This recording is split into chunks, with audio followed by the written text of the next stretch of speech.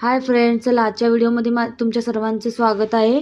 मी आज तुम्हाला शिकवणार आहे लॉंग फ्रेंच नोट कशी मारायची। हे बघू शकता तुम्ही, अशा प्रकारे आपल्याला लॉंग फ्रेंच नोट मारायचे आहेत।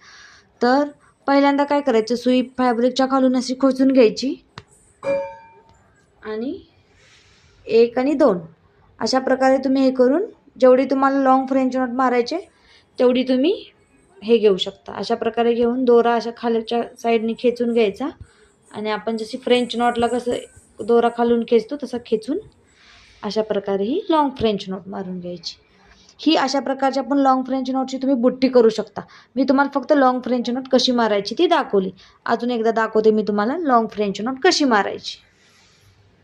बघू शकता 1 आणि 2 अशा प्रकारे ठेवून तुम्हाला जितकी तुम्हाला लॉंग फ्रेंच नॉट हवी आहे तेवढी तितकी तुम्ही अशी हे करून आपलं व्यवस्थित अशी फ्रेंच नॉट मारून घ्यायची लास्टला, जेणेकरून धागे व्यवस्थित येतील। तुम्ही बघू शकता कशा प्रकारे लॉंग फ्रेंच नॉट मारली आहे।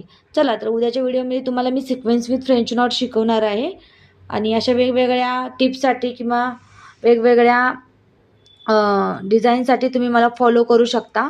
थँक्यू।